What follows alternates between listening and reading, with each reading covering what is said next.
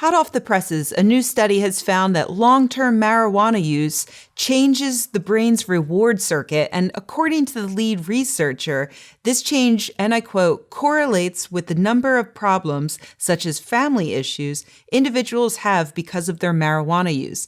Continued marijuana use despite these problems is an indicator of marijuana dependence. Oh man, this is terrible news. It's time for everybody to quit smoking the devil weed. Or is it? The study involved 59 potheads and 70 non-potheads. In this case, we're using the scientific definition of pothead as someone who has smoked more than 5,000 times in their life and also smoked every day for the 2 months leading up to the study. The non-potheads had never touched pot in their lives. All the subjects were placed in an fMRI so the researchers could see how their brains lit up as they were shown certain pictures. And the pictures came in 3 different categories. Category 1 was pot paraphernalia, so joints and bongs and pipes and things like that. Category 2 was pieces of fruit. And category 3 was pencils. And after each photo, the subjects reported how much they were craving pot. The findings will shock you. Potheads reported craving more pot after looking at pot paraphernalia compared to the non-potheads.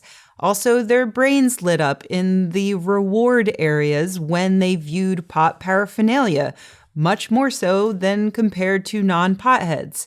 In other words, potheads like pot.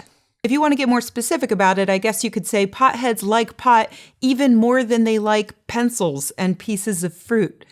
I have a friend who collects pencils, and I really wish she had been involved in this study just to completely blow their minds and throw off all the results. So how about the lead researcher mentioning all of those correlations with family problems due to drug use?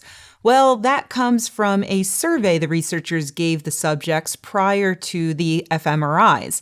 One survey was based on a previous study that looked at withdrawal symptoms in people who were trying to give up pot. And so it obviously doesn't even apply to the pot smokers in this study because they all reported having smoked every single day for the 60 days leading up to the study. So there's no way that they were experiencing any withdrawal symptoms. The other survey they gave them actually is relevant. It's based on a previous study that looked at the ill effects of drug use, asking users to self-report their problems like family issues. So this survey was given to the potheads in this study, but unfortunately, the researchers don't report what the scores were on those surveys. All they do is say that the scores correlated to certain areas of the brain lighting up in potheads when they looked at pot paraphernalia. The researchers also didn't give the non-potheads the same survey, so we don't know how the potheads scored, we don't know how bad their problems were, and we don't know how bad their problems were compared to non-potheads, so we can't even say if they are due to drug use. In conclusion, don't panic. And if you are panicking, maybe go smoke some pot because that's helpful for a lot of people in that situation. And maybe it'll be so nice that your reward pathways will light up in your brain and you'll want to do it again sometime because pot is fun. The end.